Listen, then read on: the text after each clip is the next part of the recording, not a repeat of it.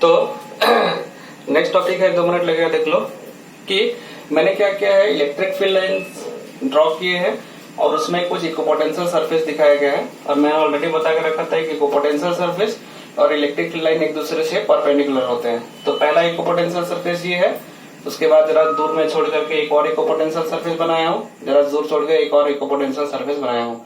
इस तरह से 3 इक्विपोटेंशियल सरफेस पैरेलली एक दूसरे से है।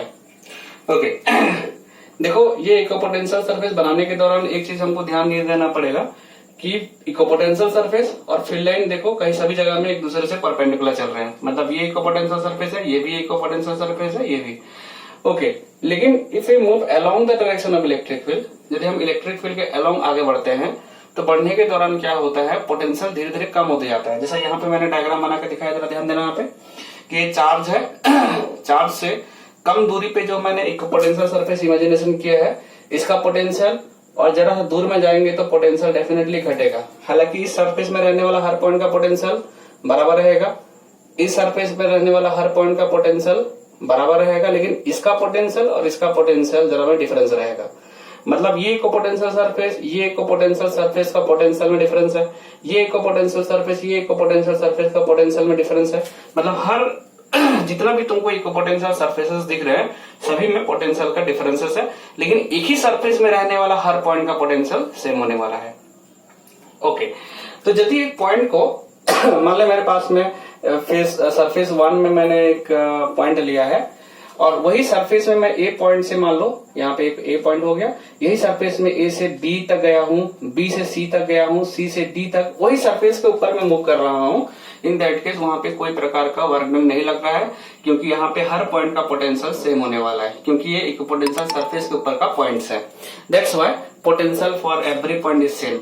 लेकिन यदि मैं चार्ज को इस पॉइंट मतलब इस पॉइंट से मान लो ए बी सी डी है, डी पॉइंट से सेकेंड इक्विपोटेंशियल सरफेस मिलने जाने वाला हूँ, तो डेफिनेटली कुछ अमाउंट का वर्क डन पड़ेगा, बिकॉज इसका और इसका इक्विपोटेंशियल सरफेस में कुछ डिफरेंस है, पोटेंशियल का डिफरेंस है।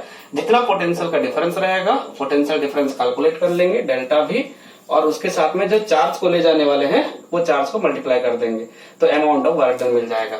मतलब कोई 2 नजदीकी इक्विपोटेंशियल सरफेस में चार्ज को यदि मूव कराना है तब भी वर्क डन करना पड़ेगा, लेकिन एक ही इक्विपोटेंशियल सरफेस में चार्ज पार्टिकुलर इधर से उधर डिस्प्लेस कर रहे होंगे, कोई वर्क डन नहीं दरकार पड़ेगा।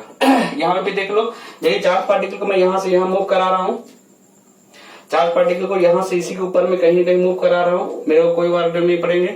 लेकिन यहाँ से यदि दूसरे वाला पोटेंशियल में जंप कराना है, यहाँ से यहाँ पे जंप कराना है, यहाँ से यहाँ जंप कराना है, डेफिनेटली मेरे को कुछ ना कुछ वर्क डन पड़ेगा, बिकॉज दोनों के बीच में कुछ ना कुछ पोटेंशियल का डिफरेंस है। मतलब 2 नजदीकी इक्विपोटेंशियल सरफेस में भी कुछ ना कुछ पोटेंशियल का डिफरेंस होता है। और वो पोटेंशियल डिफरेंस को देखोगे तो तुमको समझ में आएगा कि चार्ज से जितना दूरी बढ़ते जा रहे हैं वैसा वैसा पोटेंशियल घट रहा है। मतलब अलोंग द डायरेक्शन, फील्ड के अलोंग द डायरेक्शन हम आगे बढ़ेंगे, फील्ड के डायरेक्शन में बढ़ेंगे तो धीरे धीरे करके पोटेंशियल डिक्रीज करता है। मतलब पोटेंशियल का एक ग्रेडियंट जनरेट हो रहा है, या पोटेंशियल जो है धीरे धीरे करके कम होते जा रहा है। तो कितना पोटेंशियल घटेगा एक पर्टिकुलर डिस्टेंस में मतलब in short, decrease in potential for unit length is called a term that is called potential gradient. मतलब यदि हम अलोंग द फील्ड बढ़ते हैं तो हमको धीरे धीरे ऐसा लगेगा कि पोटेंशियल डिक्रीज हो रहा है।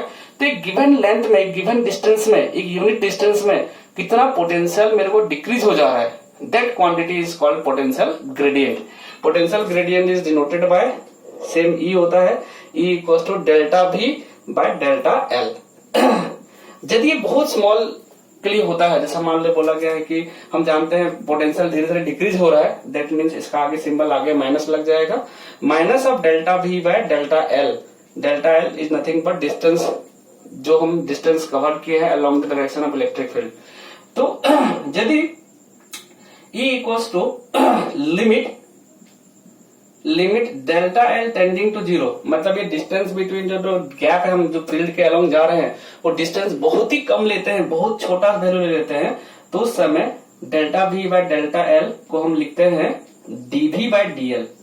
वो भी माइनस में रहेगा, क्योंकि अलोंग द फील्ड यदि बढ़ते हैं तो हमको धीरे धीरे करके पोटेंशियल घटने का दिखता है। और इसी के लिए ये टर्म हमने एक जनरेट किया है, that is potential gradient. Potential gradient मतलब if we move along the direction of electric field then gradually potential value decreases. तो कितना पोटेंशियल घट रहा है per unit length is called potential gradient, और वो सेम रहता है strength of the electric field के बराबर, E equals to delta V by delta L। Okay, तो यहां से हमने एक नया क्वांटिटी डेवलप किया, जनरेट किया, that is potential gradient. Potential gradient मतलब कितना पोटेंशियल डिक्रीज हो रहा है पर यूनिट लेंथ जब हम क्या करेंगे, along the direction of electric field चलेंगे, that is E equal to dV by dL minus में।